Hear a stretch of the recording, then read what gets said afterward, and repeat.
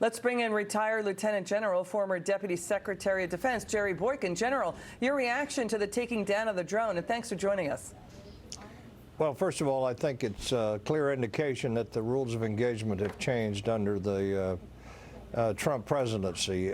We've seen this kind of thing in the past with boats swarming our ships. The question is, was this what the Iranians had hoped for? Was this what they had anticipated, and how will they use that?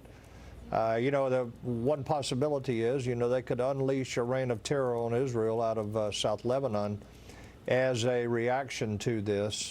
The other is they could go after our forces in Iraq or Syria. So we'll have to stand by and see. But I think that they probably wanted this to happen, and we're going to see some kind of reaction. Up to now there was a muted. Well, we know the drone came pretty close to the U.S. Navy ship and it was destroyed.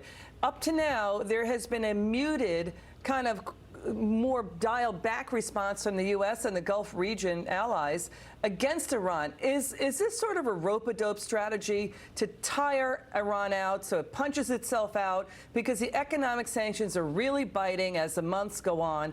And now we've got European media. We know the Financial Times, for example, really blasting Iran, saying that it's playing a dangerous game and it risks alienating countries like the UK, France, and Germany. Yeah, I think Iran is, they're playing this hand very poorly. Look, they don't have the support of the people. That's just a simple fact. They do not have the support of the people.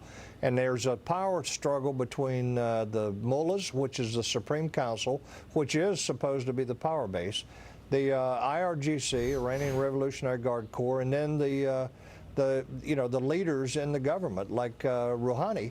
There is a power struggle there. So what they have done is, I think they have set themselves up for a huge failure on the international scene, because the Europeans are the people that they wanted to try to bring on board to try to persuade America to reduce the sanctions.